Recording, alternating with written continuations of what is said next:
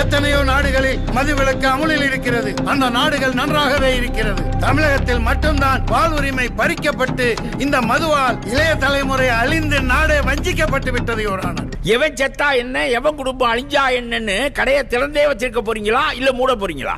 ஒரு பொங்கல் பண்டிகைன்னா இலவச வேட்டி, இலவச சேலை, இலவச கரும்பு, பணம், வெள்ள நிவாரணம், இப்படி எதை இலவசமா கொடுத்தாலும் வாங்கிக்கிறீங்க. இதெல்லாம் கொடுக்கறதுக்காக எங்க வீட்டுல இருந்தா நான் பணத்தை எடுத்துட்டு வர முடியும்? இலவசம் வேணாம், நீங்க முடிவு பண்ணுங்க. மது விலக்க நான் உடனே அமல்படுத்துறேன். யாருக்கு வேணும் இலவசம்?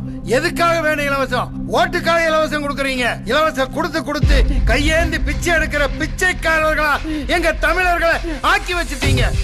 பஞ்ச பராரிகளா உங்க கொடிகளை பிடிச்சிக்கிட்டு கோஷம் போடுற கொத்தடிமைகளா கோட்டரும் பிரியாணியும் கொடுத்து வேலை செய்ய மறுக்கிற கூட்டமா இந்த தமிழர்களை மாற்றி விட்டார்கள். யுவரானர், இதற்கு முடிவு மக்கள் மன்றத்தில் எடுக்க வேண்டும், நீதிமன்றத்தில் அல்ல.